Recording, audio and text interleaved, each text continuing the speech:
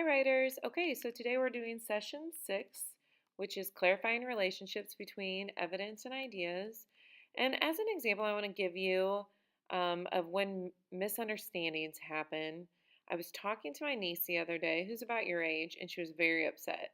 It turns out that one of her good friends told her that he liked her and wanted to be her boyfriend. Now I know that she cares about this friend, but not like that, not romantically. And it was confusing to her because she looked back on all of the scenes of their friendship and started wondering, like, was she leading him on? Like, why did he get that impression?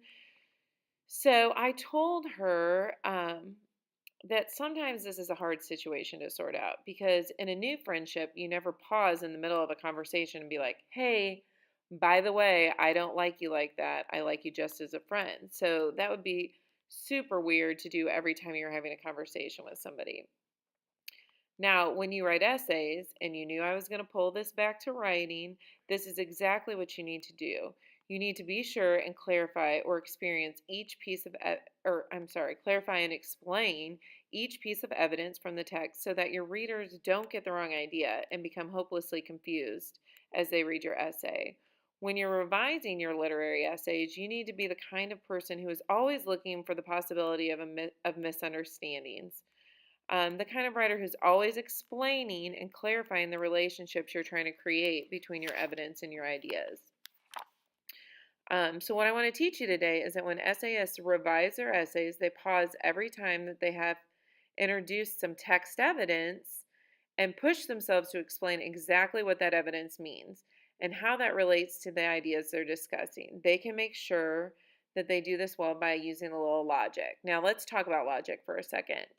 Um, Logical arguments usually come in steps. So if we say that our first conclusion is that all humans die, and our second conclusion is that Bobby is a human, therefore you're going to connect these two and say, therefore, Bobby will die. Does that make sense? Is that a logical argument? Yes, it is, because the one leads to the other, right? Or the one connects to the other. I think it's simple to kind of lose how two ideas don't add up to the third one. Sometimes people make jumps in logic that they shouldn't because it's not, things are not connecting. So here's an example of where something is not logical. The first conclusion is that she's really nice to me. Second one is that I like her. Therefore, the third one, to put it together, therefore she likes me.